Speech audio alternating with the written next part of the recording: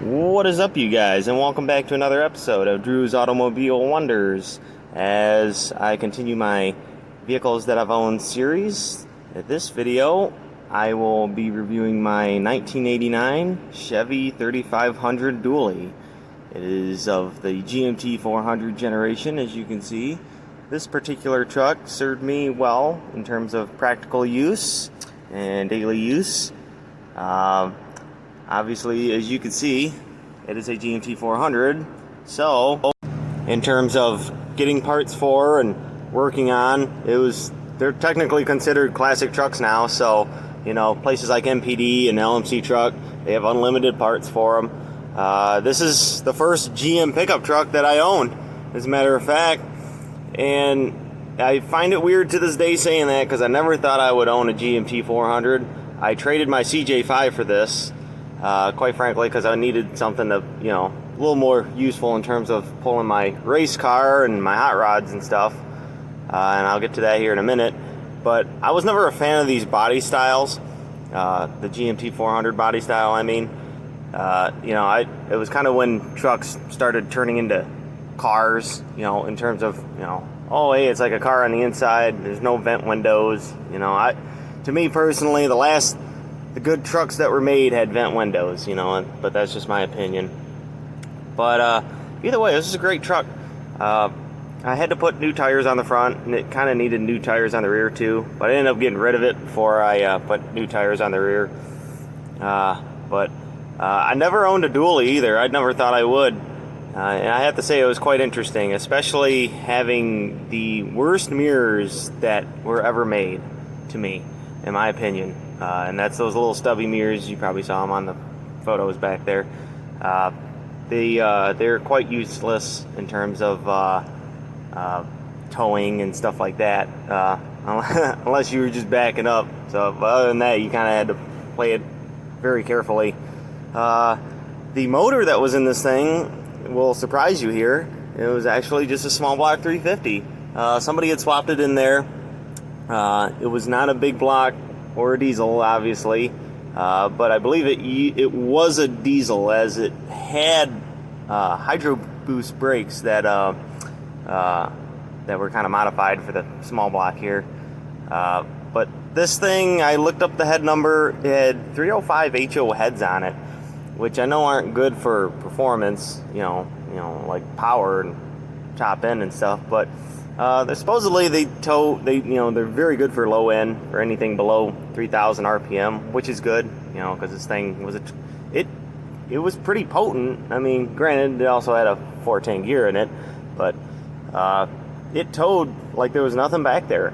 I mean, this motor, you know, obviously it made some torque. I mean, that air cleaner was really little to be desired. I did not like that air cleaner, but once again, I got rid of the truck before I really started, you know, messing with it.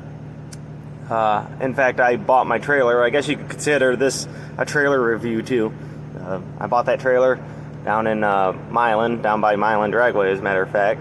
Bought it brand new, and I loaded it up. You know, I mean, I got it in red with spare tire, D-rings and whatnot. It was the first.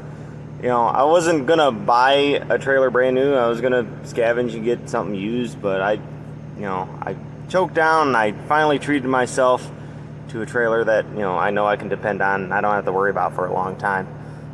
So I ended up getting that with the GMT 400, and I ended up putting my G8 on the back of it, and it towed it quite well. I wanted to test to see how much towing power this thing truly had, and this truck also did not have a trailer brake hooked up.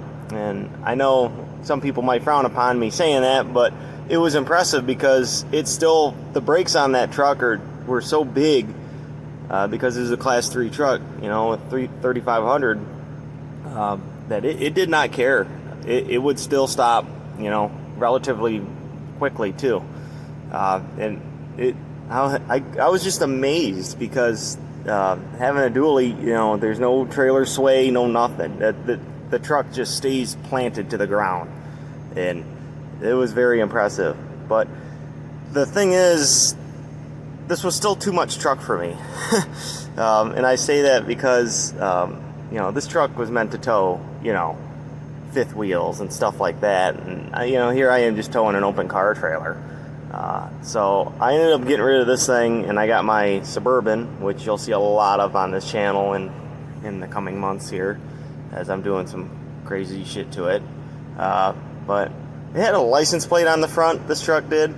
It said, if you can't hang with the big dogs, stay on the porch. I should have kept that license plate, because I remember getting rid of it when I got rid of the truck. But as you can see, there's the mirrors that I was talking about. You know, it didn't have tow mirrors on it. I hate those mirrors. Those are the worst mirrors to me that GM ever made and put on their trucks. And no matter what generation it was, those mirrors never worked. You know, at least for me, because I've owned 3 trucks now, and you know, it's from GM, and one of them had, you know, it was, yeah, the Fall Guy truck that I actually ended up putting the mirrors on to make it look like the Fall Guy truck, and I'm like, man, I should have just kept the other mirrors on it and just, you know, played it off. So when I get to the Fall Guy truck here, I'll show you. But as you can see, this truck in particular was, you know, it was a useful truck at the time. I traded it, but there wasn't much to talk about. So anyways, that'll conclude this video on my 1989 Chevy 3500 dually. Hope everybody enjoyed it. If you got any questions, feel free to comment below. As I continue my Vehicles I've Owned series, I shall be wrapping it up with the next video.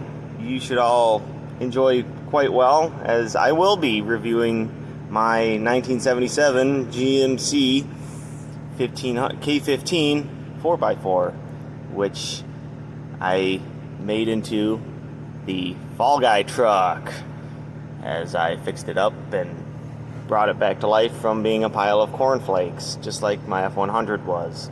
So anyways, take care everybody, and we will see you later. Bye bye.